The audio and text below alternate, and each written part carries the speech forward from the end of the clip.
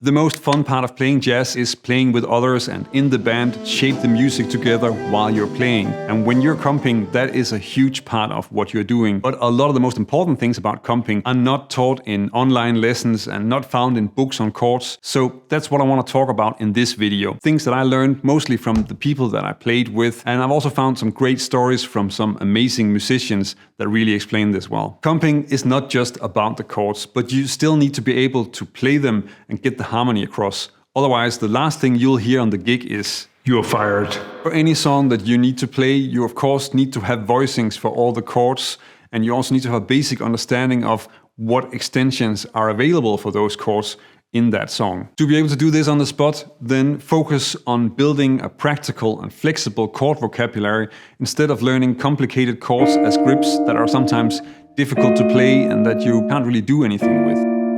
This isn't complicated. If you have a B-flat 7 like this one, then throw away the root, reduce it to the core, so basically just the third and 7, and then sit down and look at all the other options that are available around this so that you have sort of a small scale that you can use to improvise with when you're comping with that chord.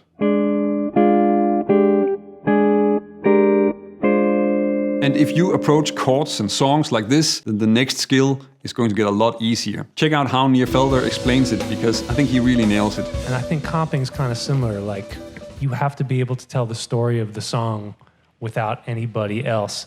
And then when you're up there with everybody else, you can subtract as much as you need because it's all complete.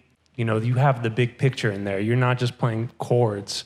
You're not thinking of it as, you know, just feeding chords to a soloist. You're thinking of it as you're playing the song. It has melody, it has shape, it has dynamics, it has a story.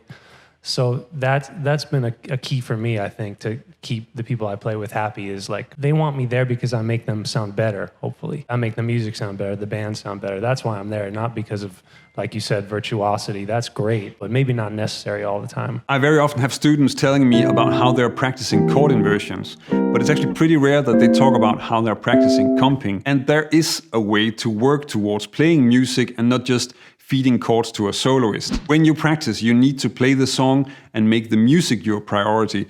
You're not just a robot interpreting a page in iReal.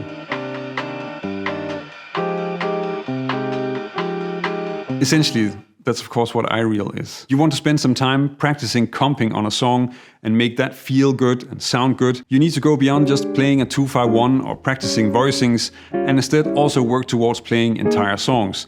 There you can really work on making melodies in your comping, take riffs through the progression and make it into music. Most comping lessons talk about how you should listen to the soloist, but actually I think something else is at least as important, maybe even more important, because when you're comping, then you need to get what you play to work with the rest of the rhythm section, and especially with the drummer.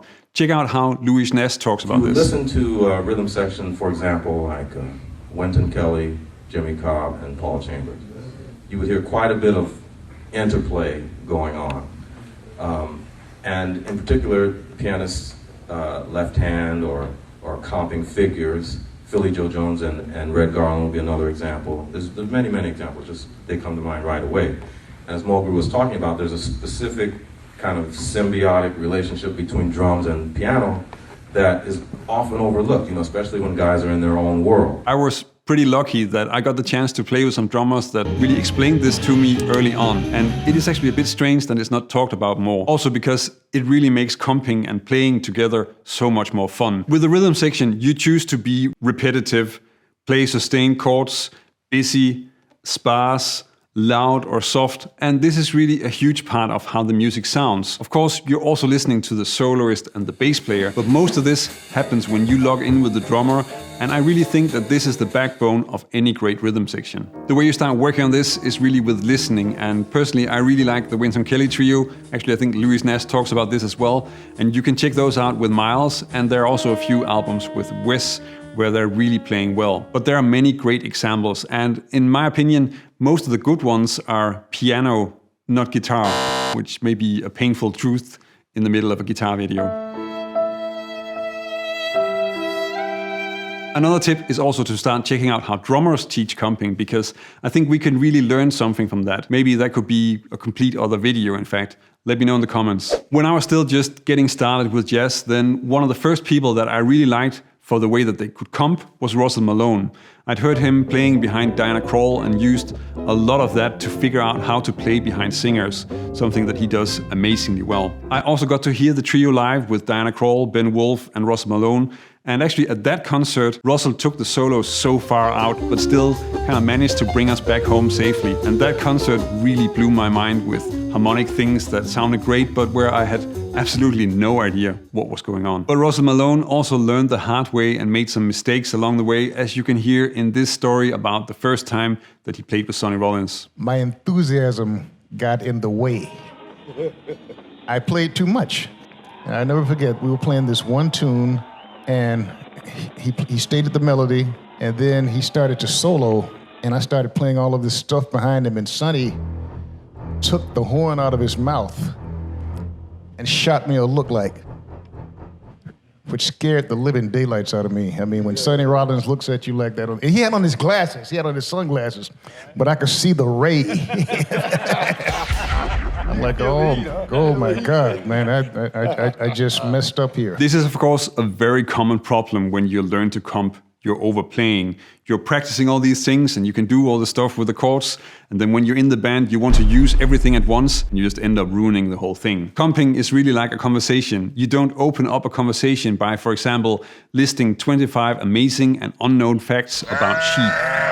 So just like talking to other people, this is about getting that connection with the rest of the band that I already talked about. Another somewhat mysterious aspect of comping is communicating with the soloist, and especially figuring out when to push with more things in terms of density, rhythm and harmony, or when just to lay back and supply a foundation for the soloist to play over. When I've been playing as a sideman, then I was actually often quite surprised by how this was very different from soloist to soloist, and it really has nothing to do with the level of the one playing. And this is really about trying to feel if the soloist is comfortable or not. It's a little bit vague, but you do want to be aware of it and sort of play something, listen to how they react and how that feels.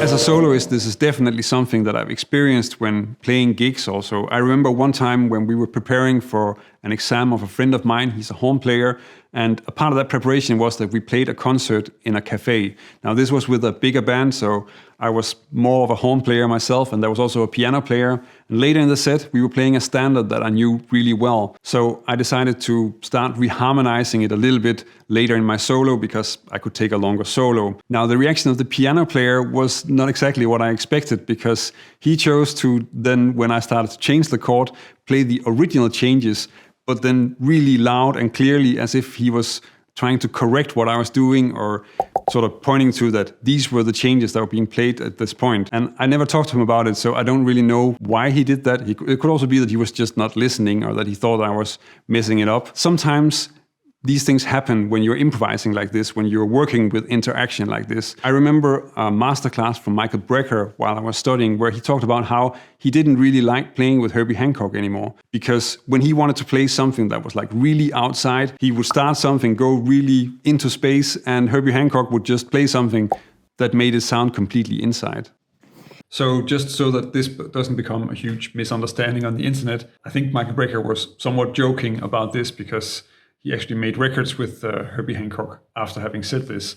And he was just talking about how it is to play with somebody who's really interacting, and sometimes how that also changes sort of the effect of what you're playing. It is something that I mostly picked up talking to the people that I played with. This is, of course, a great way to learn this, but you also have to be a little bit careful, because sometimes when you talk to people, they don't really know how to explain things, and then they'll just give you some myth about how it's supposed to work.